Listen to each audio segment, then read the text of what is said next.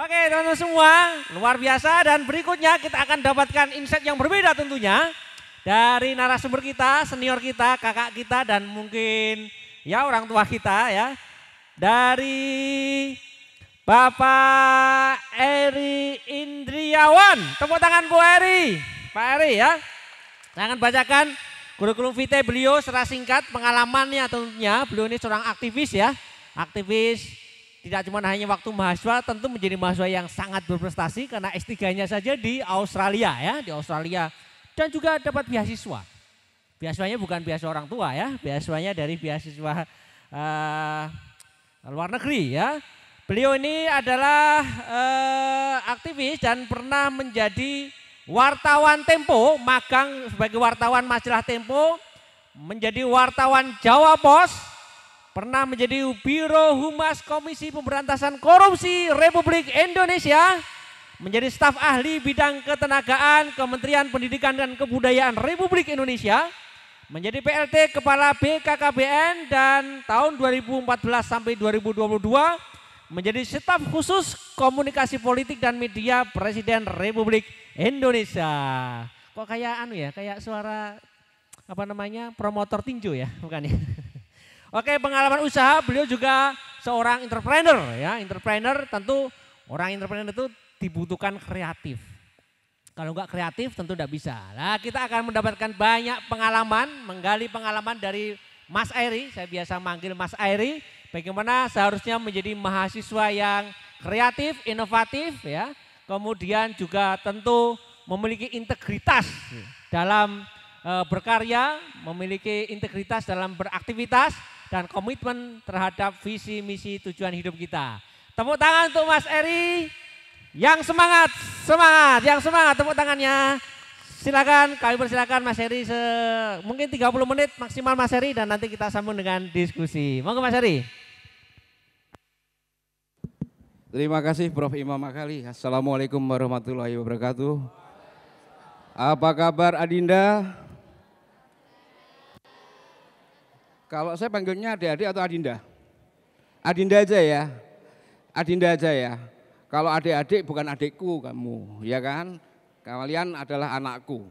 Oke? Karena anak-anak saya seusia kalian semua. Baik. Apa kabar Adinda? Baik. Baik, hari ini kita belajar bareng ya, Kita belajar bareng di sini kita sepakat saya dan kalian tidak ada yang paling pandai. Oke, sepakat ya. Yang ada mungkin hari ini saya lebih tahu dulu dibandingkan kalian. Ya, kita juga flashback. Baik, kalau nama saya Eri Indriawan, saya lahir di Ngawi, Jawa Timur. Ada yang dari Ngawi? Siapa? Oh, Ngawinya mana? Kamu temannya Denny Caknan ya? Nah, ada yang gendeng, ini tetangganya si Didi Kempot ya. Terus ada lagi, mohon maaf kameramen, saya harus ke belakang. Yang lagi itu dari mana? Ya, Paron berarti dekat stasiun ya. Itu mana? Enggak kerungut, Nduk. Kendal ya. Kendal dekatnya makamnya Didi Kempot ya. Baik, oke. Saya dari Ngawi, Jawa Timur datang ke Yogyakarta dengan penuh perjuangan. Ini kita belajar aja. Ya.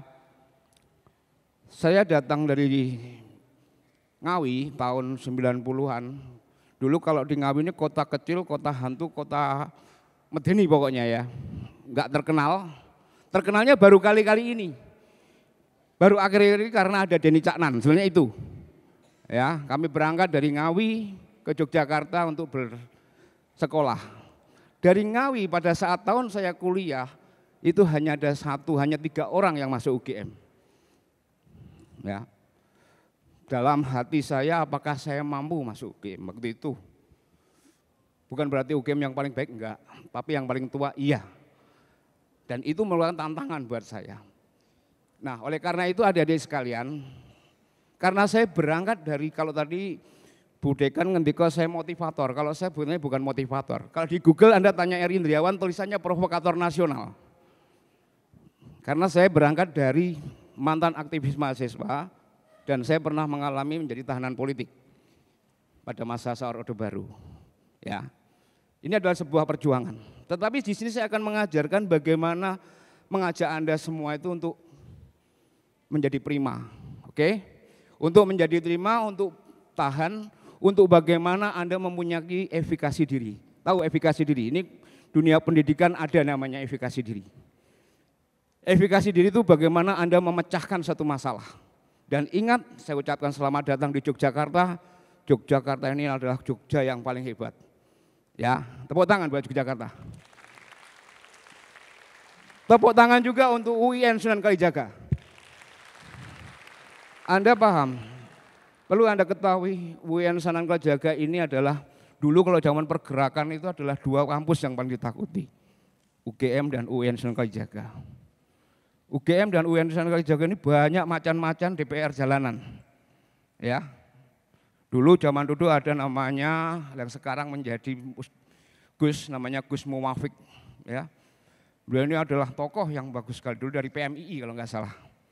Ya, dulu ada lagi kalau kalian pernah tahu Arena, nanti tanya di sini. Ada namanya Pers Mahasiswa Arena. Kalau di UGM ada Bulak Sumur Pos. Itu surat kabar yang paling galak. Tempo aja kalah, ya. Kalau memberitakan di luar kampus bahkan di dalam kampus paling galak. Ya. Kemudian Kopma UIN Sunan Kalijaga itu yang paling hebat. Kalau Anda nanti bergerak, Anda nanti sudah melangkah, coba belajar wirausaha di situ. Ya, dulu ada Kopma ada 3 yang terbaik di Jogja itu, di PTN itu ada 1 UGM, yang kedua UNY, yang ketiga UIN Sunan Kalijaga. Karena pada saat itu saya paham banget, karena pada saat itu teman-teman dari pengusaha berangkat dari situ. Baik adik-adik sekalian, saya di sini akan membawa tentang melentingkan integritas diri untuk berkarya. Tahu nggak kalimat melentingkan? Pernah dengar nggak? Anda bermain medsos harusnya tahu melentingkan itu. Melentingkan Korea-Koreanya UIN Sunan Kalijaga ini. Ya, Anda ini calon Korea-Korea ini. Saya pinjem bahasanya Mas Bambang Pacul. Pernah dengar Bambang Pacul? Pernah nggak? Nggak pernah, kalian nggak pernah dengar Bambang Pacul? Bambang Pacul anggota DPR RI yang kemarin sempat kontroversial ketika beliau dapat dengar pendapat dengan Pak Mahfud MD, ya, ketika dia mau mengesahkan undang-undang perampasan aset negara, ya, yang sampai sekarang belum disahkan karena di situ ada tarik ulur. Karena ternyata anggota DPR itu juga mengalami tekanan yang luar biasa di ketua partai politik, ya. Nah, saya akan mencoba ini. Karena saya berangkat dari itu. Berangkat dari kalimat melentingkan ini dan sekarang ternyata terjadi. Kalau teman-teman di Gajah Mada biasa dengan kalimat ini. Tapi kalau di UIN Sunan Kalijaga mungkin tidak terbiasa karena ada bahasa yang mengistilahkan bahasa prokem atau bahasa bahasa walian. Ya, kalau tadi Budas, kalau saya bicara dengan orang Jawa mungkin ya kalimat itu iso diplesetke, ya. Jadi Anda ini sekarang bersyukur di Yogyakarta. 1, Yogyakarta tempatnya orang kreatif. Anda ingat Dagadu? Tahu nggak Dagadu? Pernah dengar nggak? Oh, Anda nggak pernah dengar nama Dagadu ya? Pernah ya? Nah, contoh Dagadu. Saya dulu di situ ada di kurikulum saya salah satu pemilik PT yang namanya Zaman Edan Multi Kreatif. Kami dulu berada di Dagadu. Ya, Dagadu ini dulu berusaha seperti itu bukan modal dengan punya duit. Modalnya hanya 2. 1 kreatif, yang kedua nekat. Satu kreatifnya. Kreatifnya bagaimana kita melukis, kita menggambar, kita membuat multi kreatif, ya. Ya, yang kedua nekatnya apa? Kita berani tantangan. Ini meskipun katakanlah Anda dari tarbiyah atau dari pendidikan, nggak ada salahnya Anda belajar seperti itu. Ya, itu pertama dari Dagadu. Bisa Dagadu ini adalah puncak. Kemudian saya melepas diri, bukan lagi menggunakan Dagadu, Tapi saya mendirikan sendiri namanya Zaman Edan Multi Kreatif. Zaman Edan itu dulu zaman Orde Baru adalah kulisan. Kalau Anda dulu, mohon maaf ya, kalau dulu pernah Anda dengar yang namanya kasus plesetan yang di kaos hari-hari, halo Pak Harmoko dulu tak pleset kita di hari-hari omong kosong ya. Habibie saya pleset kita di hari-hari bikin bingung. Ya, ada lagi plesetan lagi ingar sosok kuoso ing madya numpuk brondo tuturi yang ngrogoti. Pernah dengar itu? Belum, itu zaman pergerakan zaman dulu. Saya melepaskan diri teman-teman dari teknik. Kami mendirikan dan poinnya satu, kami ditangkap. Waktu itu kita ditangkap dengan teman orang termasuk Mas Budiman Jatmiko dengan Mas yang sekarang jadi Wakil Menteri Komunikasi Informatika, Mas Nesar Patria, kami ditangkap. Itu semua buyar. Tapi kami tidak terus lelah hanya berhadapan bahwa itu adalah hari akhir. Nah di sini makanya adik-adik, integritas itu penting. Selama Anda nggak mempunyai integritas, ya, selama Anda nggak mempunyai integritas, kita akan kalah bersaing. Nanti akan kita bedah integritas itu seperti apa, ya, dan Anda harus punya keyakinan itu. Saya dulu sempat mengalami pada saat Orde Baru, kalau dulu misalkan ini reformasi nggak terjadi, mungkin saya sudah nyawa hilang.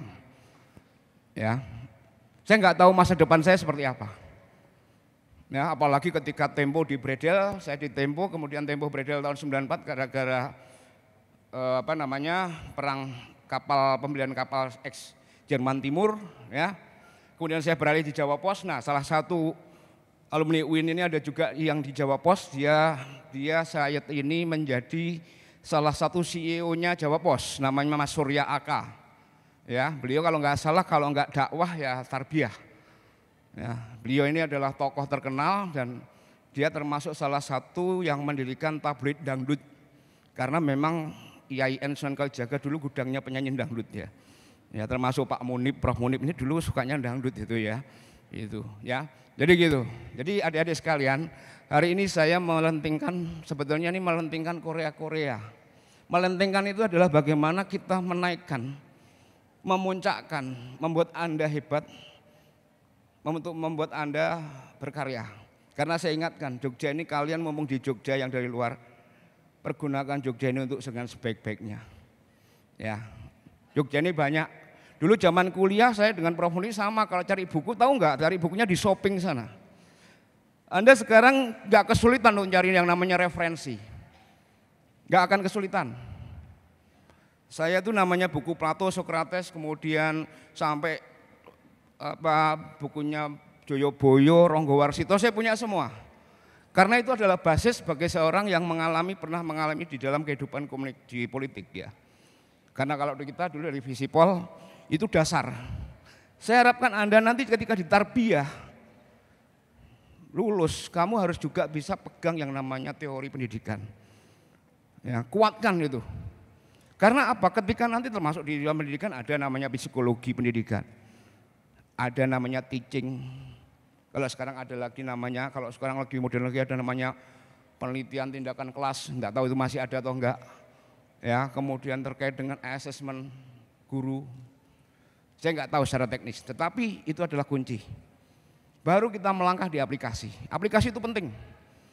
Dan tantangan saat ini sangat luar biasa. Ya.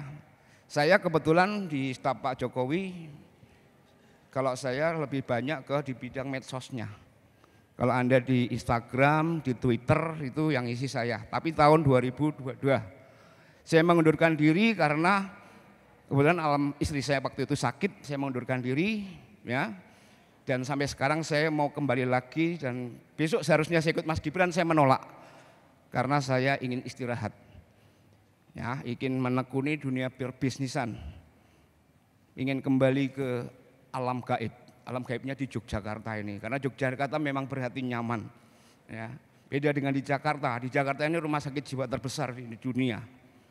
Ya, kita pulang dari kantor jam 12 malam, nanti jam 7 harus kembali lagi ke Jakarta, ke kantor lagi. Itu tiap hari. Nah ini adik-adik sekalian. Baik, next. Saya akan berbicara tentang integritas. Mohon maaf, integritas adalah wujud keutuhan prinsip Nilai, tahu nilai? Nilai itu ya baik, salah. Kalau Anda misalkan katakanlah merokok misalkan di kelas atau di kampus atau di tempat yang dilarang merokok, jelas itu salah. Karena Anda sudah melanggar aturan yang sudah ada. Atau misalkan kalian mungkin secara aturan hukum, Anda naik sepeda motor, meskipun Anda misalkan kosnya digendeng, berangkat ke kampus karena alasan deket Anda nggak pakai helm. Ya, tahu-tahu ada razia polisi. Tetap itu salah.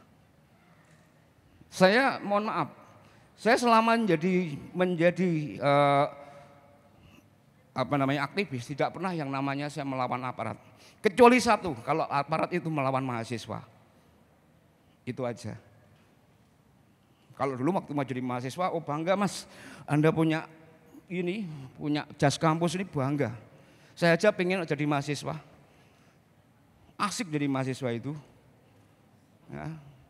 Tiap hari kita bisa diskusi, kita bisa membicarakan apa saja, dan itu sangat luar biasa.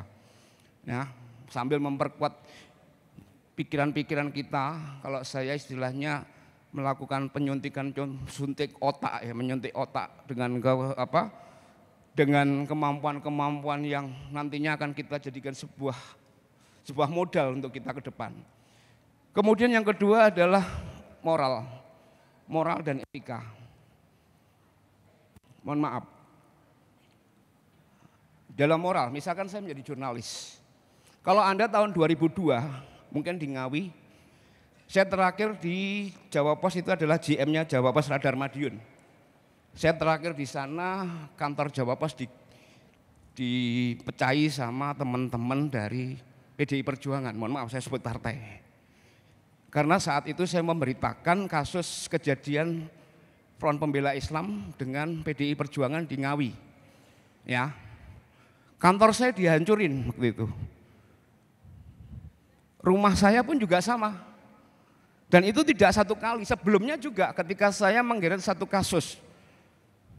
Nilai itu adalah padahal sebenarnya kalau kita mau bicara, mereka siap gencatan senjata. Saya bilang perang dulu bos, gencatan senjata belakang. Ya. Kalau kemarin mungkin tahun 2018 ada satu lembaga pemerintah di sini. Kebetulan dia terbawa oleh kasus korupsi. Dia dibawa kejaksaan. Saya tetap kerjasama dengan mereka. Tetapi sebenarnya korupsi ini nggak bisa dilakukan sendiri. Mesti dengan berjamaah melibatkan atasan.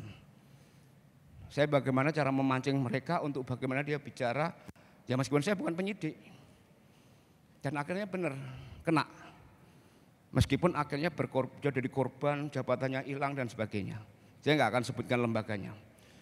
Kemudian mentalitas. Ya. Mentalitas lebih banyak keburukan dan kebaikan. Misalkan nih saya ngomong di sini ada yang tidur, ada yang bawanya pegang HP, ini mentalitas. Ya. Mentalitas itu. Ada yang misalkan kita mohon maaf. Mungkin kaitannya dengan kita budaya antri misalkan. Kita nggak mau antri. Kita maunya cepat. Atau kita katakanlah kita bikin SIM. Tanya saya hari ini nggak punya SIM. SIM C, SIM A. Kalau kita punya duit nembak bisa, tapi saya nggak mau nembak. Sampai di mana kepolisian bisa ngeloloskan saya pilih SIM C, SIM A. Kalau saya nembak berarti saya membiasakan. Ya, itu prinsip. Bisa ditanya, bisa dicek dompet saya nggak punya SIM C, SIM A itu nggak ada. Kalau misalkan Bapak naik mobil tangkap aja. Memang saya nggak punya kok, nggak punya SIM C. Itu. Kemudian kenapa harus ada melalui pikiran, perasaan, ucapan, tindakan dengan hati nurani? Mohon maaf, orang bisnis, orang profesional, orang Anda sebagai mahasiswa butuh itu. Butuh. Anda lihat teman-teman yang sekarang menjadi hebat. Mohon maaf ketika saya mendampingi Pak Jokowi. Kalau kita kehidupan dia, kalau saya diskusi, kalau saya panggil dia bos. Bos, setiap makan siang kita diskusi. Tadi ada informasi seperti ini, bagaimana perlawanan kita.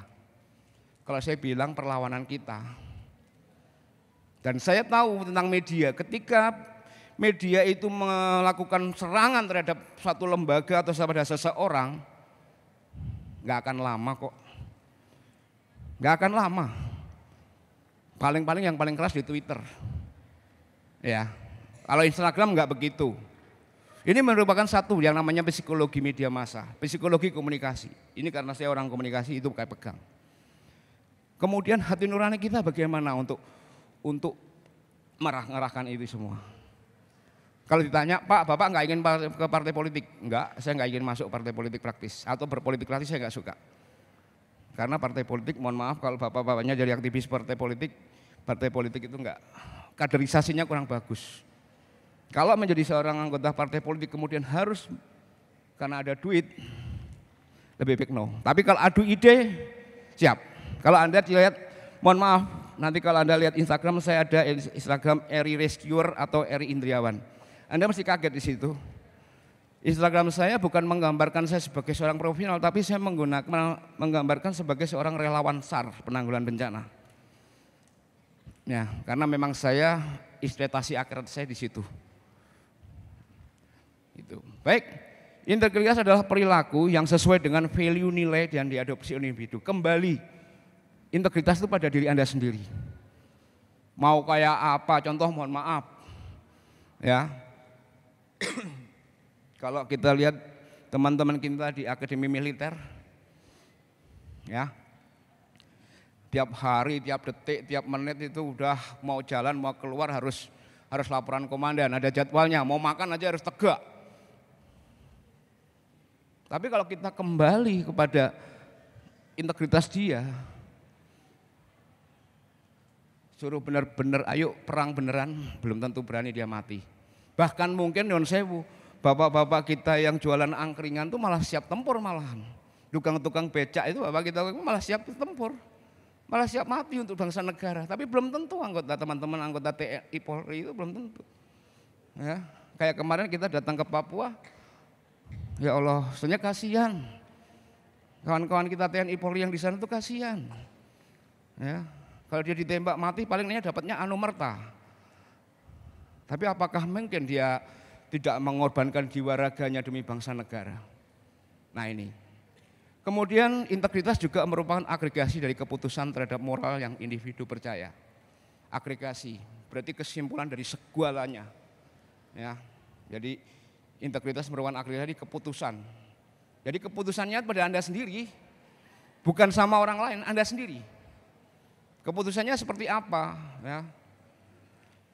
Kalau misalnya kita berusaha, berbisnis pun juga sama.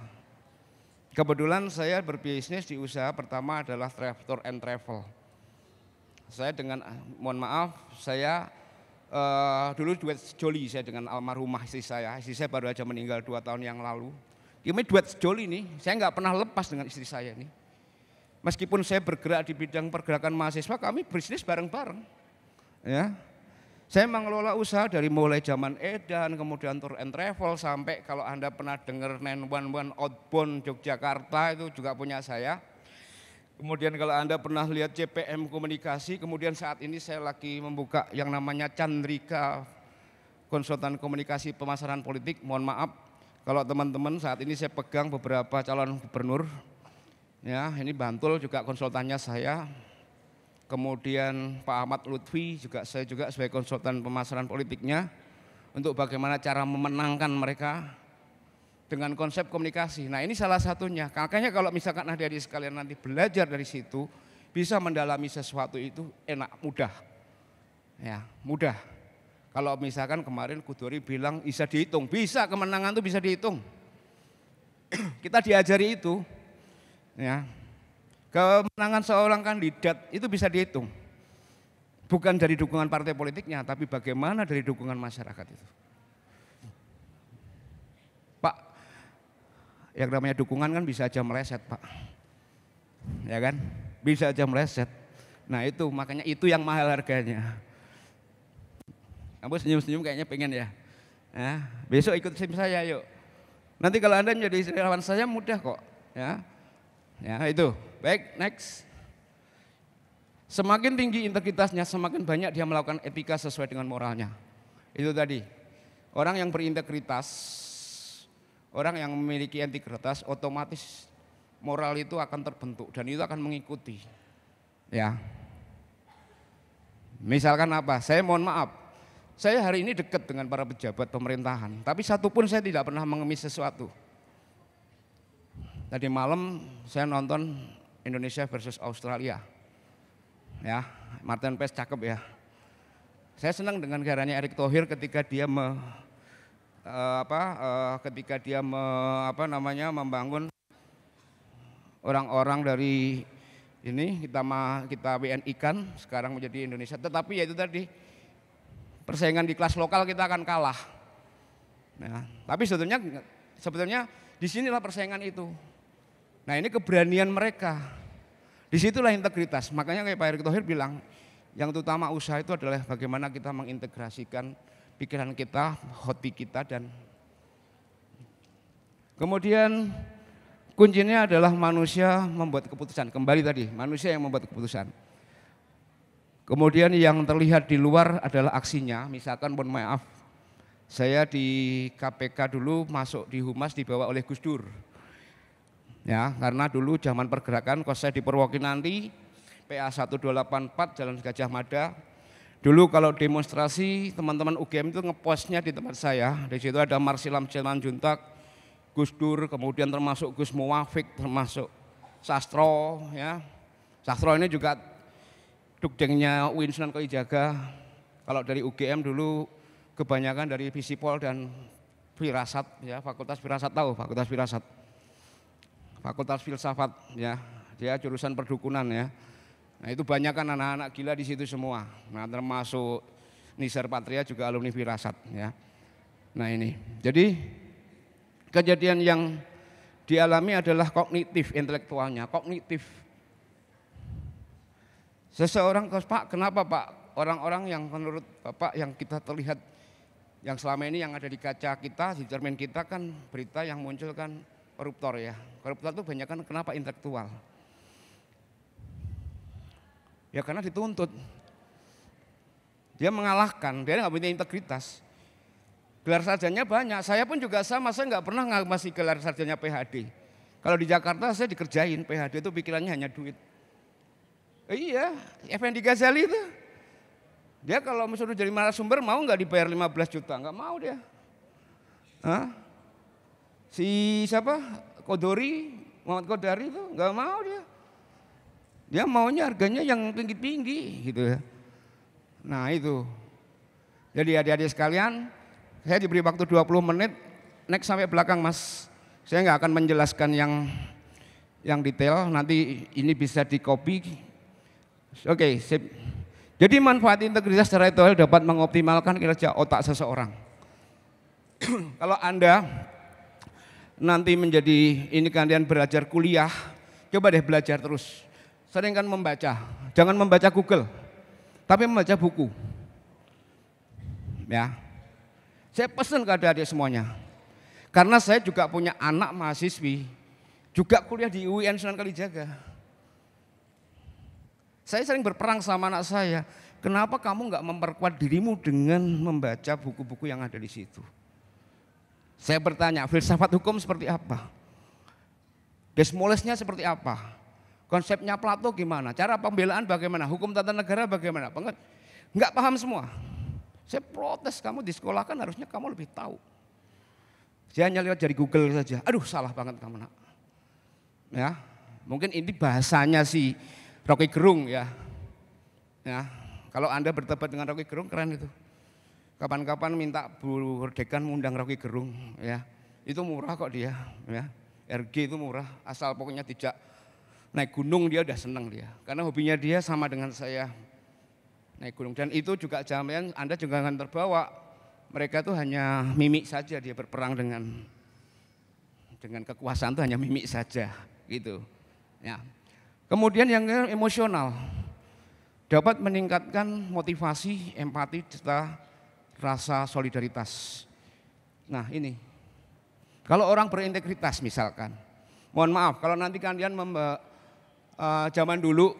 zaman dahulu kala, kalau kita dulu bikin skripsi itu biasanya yang idealis. Ya, kalau saya dulu waktu skripsi saya ngambil di ilmu komunikasi, saya mengambil analisis isi, content analisis. Di situ masih kurang. Di situ menggabungkan semiotika, menggabungkan kuantitatif, menggabungkan media yang kita teliti. Itu tantangan berat banget. Dan saya harus mengkaji waktu itu 3 surat kabar. Karena saya mengamati tentang pergerakan politik waktu itu. Nah ini, di situ ada semacam rasa emosi. Saya harus ngegolkan itu. Kalau bisa anak iso ya summa kumlot, jangan cuma kumlot aja. Ya.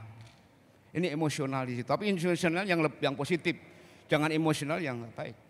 Bahkan dulu mohon maaf adik-adik sekalian. Dulu kalau saya dulu tuh nggak pernah baca buku atau cari buku yang spesial atau film-film yang bagus. Zaman dulu Anda pernah lihat Platoon. Platoon film bagus ya. Kalau nggak lihat tuh kayaknya nggak marem gitu. Kalau misalkan dulu istilahnya biaya bioskop gimana Pak? Saya cari bioskop dulu di Permata. Di situ di Pakualam ada, jadi nggak nunggu bioskop yang di 21 mahal, mahasiswa nggak mampu di situ.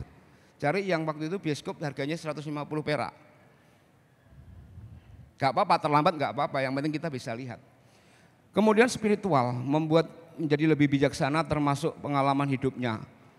Seperti keberhasilan dan kegagalan yang saya pernah gagal. Ya, pernah gagal. Tadi dibacakan oleh Pak Imam, saya 16 bulan jadi PLT Kepala BKKBN. Anda tanya, apa hubungannya reproduksi seksual dengan kelahiran, kemudian saya bukan dokter dimasukkan di situ.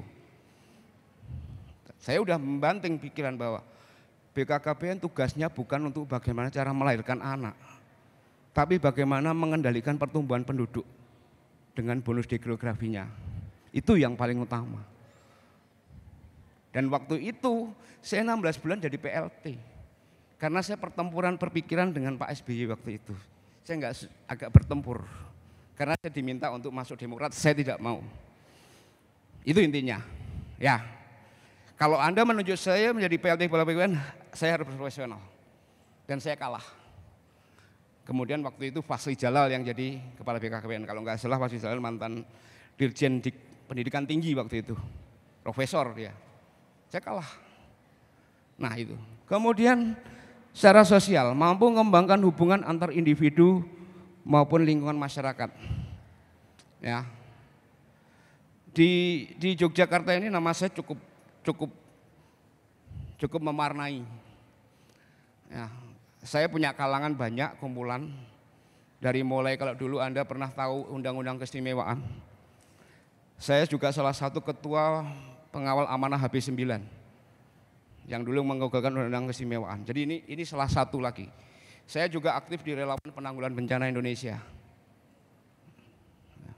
Kemudian saya juga aktif di Ikatan Sarjana Komunikasi Indonesia. Di pariwisata saya juga ada. Saya membentuk yang namanya Asosiasi Lintas Pariwisata Indonesia. Karena ini bagian dari kita. Bagian dari kita untuk bagaimana kita tetap bersosialisasi. Bahkan tahun 2023, kalau adik-adik teman-teman sekalian mau berguru, saya punya mendirikan yang namanya Yayasan Insan Down Syndrome Indonesia. Berkumpulnya anak-anak Down Syndrome yang itu harus kita bela. Hak pendidikannya sampai hari ini pemerintah tidak pernah peduli. Ya. Nanti kalau Anda menjadi guru suatu saat saya berpesan orang-orang teman-teman kita yang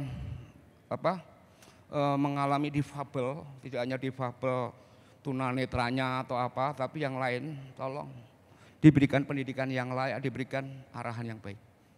Titip, karena keilmuan kamu dapat itu sebenarnya untuk itu sebenarnya. Nah ini yang dinamakan integritas. Ya, oke, next, ini yang terakhir. Integritas kunci keberhasilan. Kenapa kok tulisannya gambarnya orang yang lagi lompat galah?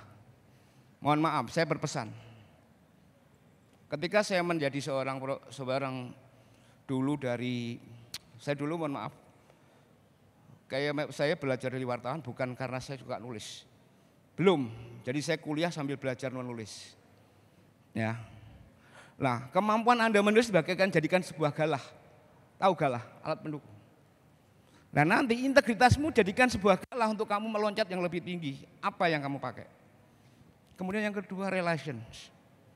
Saat ini mungkin barangkali Anda dekat Budekan misalkan sebagai guru panjenengan.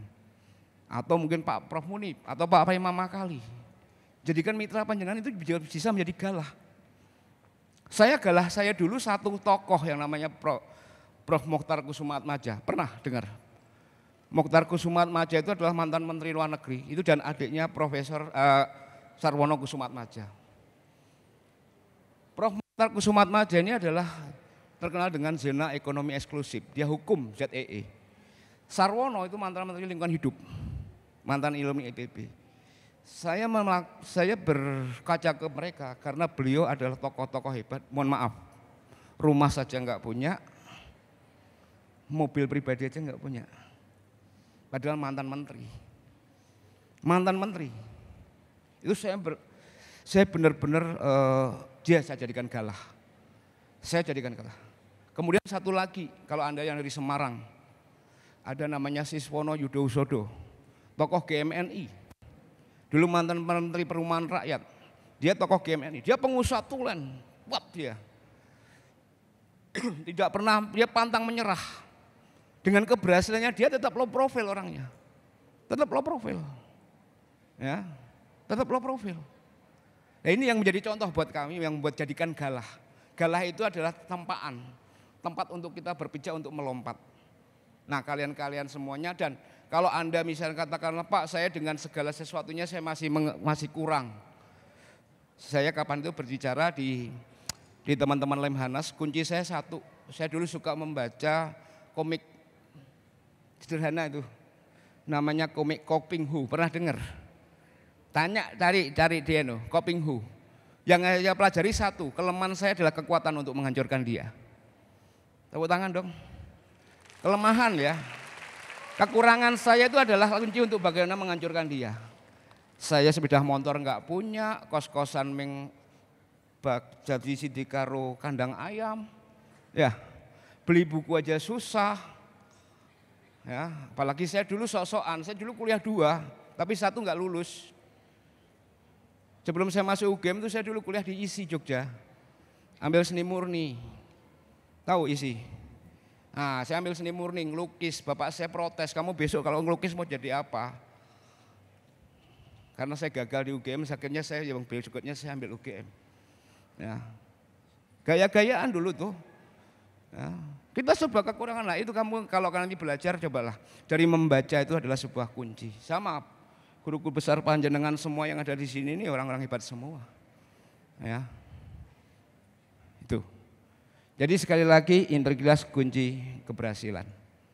Kalau Anda sudah berani melawan yang namanya poin, kalau di KPK kita ada 9 kunci nilai-nilai integritas yang saya pakai itu. Dari mulai kita mandiri, dari kita bertanggung jawab, kita jujur, kita sederhana, ya. Ya, dari kita. Nanti kalau teman-teman kalau silakan, saya terbuka lebar karena saya sekarang lagi banyak lebih down. Lebih sering sekarang banyak di Jogja dibandingkan di Jakarta. Paling di Jakarta saya sempat juga ngajar di Lemhanas Lembaga Ketahanan Nasional. Ya karena istri saya sakit, akhirnya saya mundur. Saya salah satu orang yang diminta untuk ngajar tentang manajemen konflik. Ya, jadi kalau misalkan kita men-skenario konflik, insya Allah saya bisa. Gitu. Kasus Ambon, kemudian karena satu hal. Dalam yang namanya komunikasi, manajemen konflik ini perlu diajarkan di situ. Tapi jangan kamu praktekkan kalau Anda belum ini. Nah inilah, jadi saya kira rekan-rekan adik-adik semua, banggalah dengan alma matermu. Itu kebanggaan loh. Saya dulu dari Ngawi aja merasa ada teman-teman yang gak bisa memakai seragam baju alma mater ini. Ya entah warnanya apalah, jangan warna partai lah yang penting ya. Ya, warna kampus gini, bangga. Ya. Nah ini, kemudian setelah itu kalian harus benar sungguh-sungguh. Hanya mohon maaf, adik-adik generasi sekarang kadang-kadang memberatkan megang HP daripada megang buku. Kalian hanya mencari lompatan. Nah, lompatan yang tadi ini jangan dipraktekkan untuk mencari ilmu. Dalam ilmuwan jangan sampai kalian menjadikan galah sebagai lompatan. Tapi Anda harus benar-benar ya. Kayak buku-buku tentang teori itu harus benar sampai tanamkan benar-benar gitu ya. Ya, mungkin itu karena saya kira waktunya juga mepet. Ya Pak Imam, saya kira waktunya udah mepet. Itu dulu dari saya. Silakan kalau nanti ada dibuka ruang untuk tanya jawab silakan bertanya. Ya, itu dulu. Terima kasih adik-adik sekalian.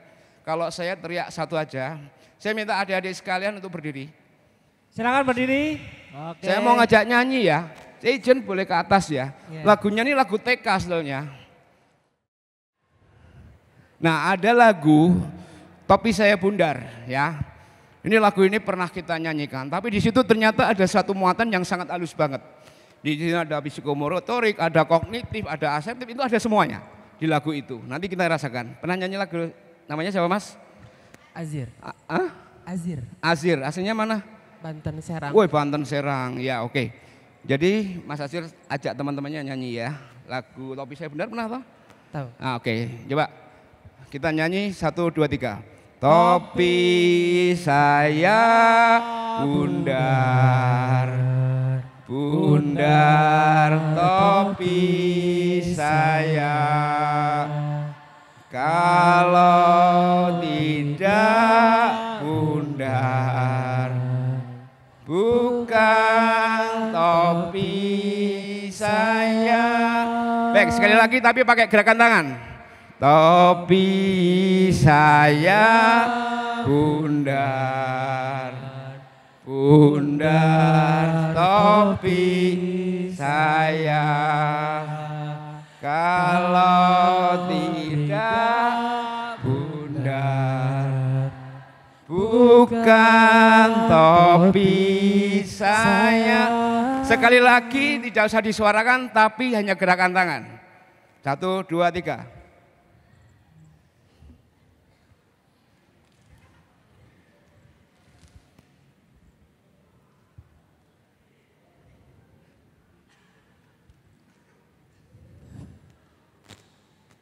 Oke, tepuk tangannya. Baik. Nah, ini salah satunya.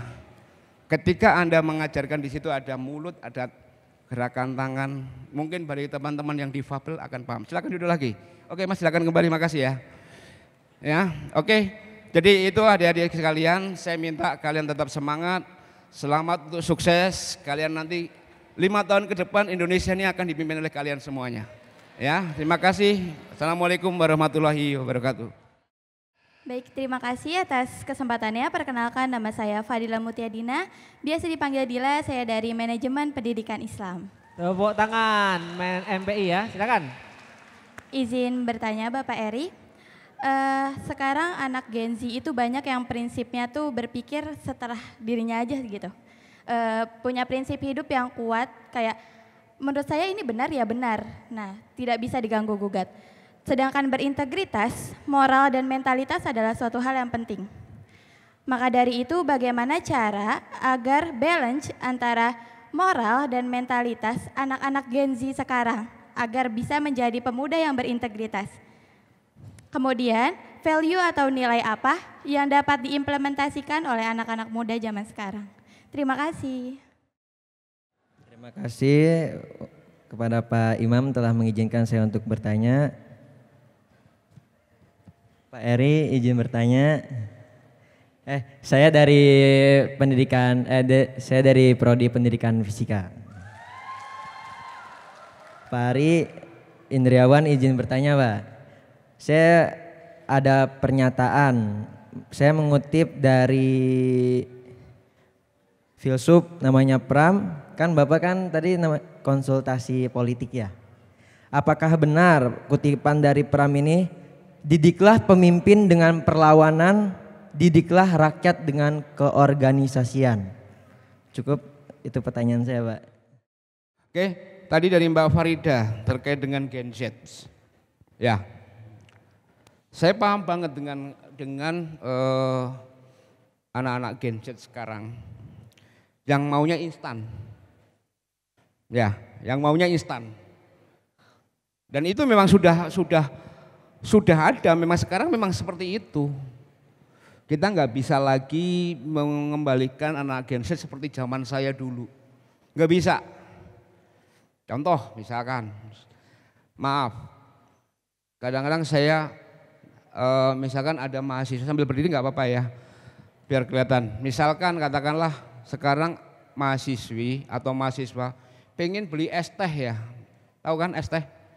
Pakai GoFood, pakai QRIS, ya. Ini padahal harganya es teh berapa? 2.500 atau 3.000? 3.000 ya. Kalau beli 2 6.000, padahal biaya QRIS-nya, biaya Gojeknya berapa? Kadang 15.000, 12.000. Kalau kita katakanlah, kita nggak bisa nyalahkan kondisi itu.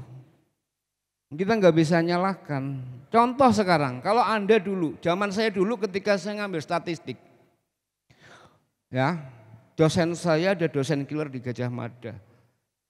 Yang namanya nerima, kalau dulu non sewu, kalau Anda nanti akan belajar tentang statistik hitungan atau kuantitatif, ada yang namanya chi-square. Saya disuruh membuka yang namanya membedakan, namanya sebelum saya meneliti loh ya. Dia tanya, dia bilang, chi-square itu ada 28 chi-square. Tolong kamu cari. Bayangin suruh nyari chi-square 28, pada waktu itu Google belum ada. Ya. Jadi kalau saya nggak menemukan itu, saya nggak bisa lolos ini. Makanya saya di perpus UGM itu yang di dekat Mirota, saya nyari, ketemu baru 20 chi-square. Itu dinyatakan bahwa nggak lolos, tambah 8, kamu harus 28 dan sebutkan perbedaannya apa saja. Kalau sekarang Anda mau statistik gampang, panggil SPSS, ya kan? Tinggal kamu cari buku, cari di YouTube bagaimana caranya, udah selesai. Kalau dulu nggak bisa dihitung manual, ya, dihitung manual belum lagi. Dulu belum ada komputer, pakainya masih manual. Kalau udah dioret-oret gitu ya Allah, ya. Makanya dulu kalau yang namanya skripsi, saya dulu mintanya per bab ngorek-ngorek sekalian jengkelnya gitu loh. Ya. Kalau ngorek-ngorek kurang ketikan kan ngetik dari awal lagi. Kalau sekarang mudah banget Anda punya ini. Nah, kembali tadi tentang moralitas, value anak muda. Ya. Moralitas dan mentalitas Anda paling gampangnya adalah di keluarga. Yang terkecil di situ saja. Ya. Mohon maaf. Anda pernah enggak, misalkan katakanlah mungkin di rumah membantu orang tuamu atau membantu ibumu tanpa harus mengadakan ada asisten rumah tangga, menyapu, bersihin kamar, nyuci sendiri, setrika sendiri, bisa enggak? Itu hal yang sepele sebetulnya. Itu untuk mendidik kita berkarakter, kita memiliki integritas. Karena apa? Saya berpikirnya apa? Kalian mungkin barangkali beda kalau mungkin apa yang kita dapat dari diri kita, dari keringat kita. Tahu, dari keringat kita. Saya dulu mohon maaf adik-adik, mungkin kalau yang dosen-dosen sudah senior ini pernah. Saya dulu kepepet karena faktor kepepet ya. Saya itu jatah dari orang tua hanya 150.000 per bulan. Tapi saya punya kebutuhan macam-macam. Beli buku, ya kan, untuk makan, bahkan katakanlah waktu itu Indomie harganya kalau nggak salah 300 perak. Indomie Sarimi, belum ada Indomie, adanya Sarimi. Kalau saya nggak punya uang 300 Sarimi satu, itu untuk satu hari. Dan mohon maaf kalau di Instagram saya ada gambar becak. Saya jujur aja, saya dulu tukang becak. Jadi kalau habis pulang kuliah tuh saya becak. Teman saya becak, satu becak untuk 2 orang. Sekarang salah satu teman saya yang partner saya ini orang Ngawi juga namanya Dwi Santoso. Sekarang menjadi salah satu wakil direktur utama Bank BNI sekarang ini. Sama, dia sama-sama becak. Jadi kalau dapat becak setoran, katakanlah setor 2.500. Ya, itu kita ini. Jadi kembali lagi integritas Gen Z kembali. Ya, kalian harus bisa memberikan itu. Jujur, mohon maaf, saya sebagai orang komunikasi, saya bermain Instagram, TikTok, kemudian ini kurang berani. Karena kalau kita mempelajari benar-benar tentang masalah komunikasi, menakutkan. Ya, saya takut diserang. Jujur aja, saya takut diserang. Saya mengalami satu ketakutan, jadi saya tidak begitu bebas. Misalkan saya foto sama anak istri itu enggak berani bebas. Mungkin kalau orang udah terbiasa monggo, atau mungkin katakanlah tokoh seperti Erlangga Hartarto, ya Menko Perekonomian. Dia Instagramnya aktif banget. Ya aktif wong saya megang orang lain, dia bayar satu orang untuk mengcounter kalau ada bulian, ya Raffi Ahmad. Ya, konten kreatornya Raffi Ahmad itu dibayar 1 bulannya 45 juta. Mau kalian? Mau, aku aja mau, tapi aku mau gitu loh. Ya. Kecil 45 juta itu, karena apa sebetulnya? Harusnya seorang konten kreator sekelasnya Raffi Ahmad harusnya 100 juta per bulan. Gitu. Jadi kembali lagi adik-adik Gen Z, tetap semangat, ada cara. Yang jelas kembali kalau Anda mau bicara karakter, mulai dari keluarga. Dari diri Anda sendiri. Ya, dari diri Anda sendiri, dari keluarga yang paling kecil, baru melangkah ke yang lain. Itu.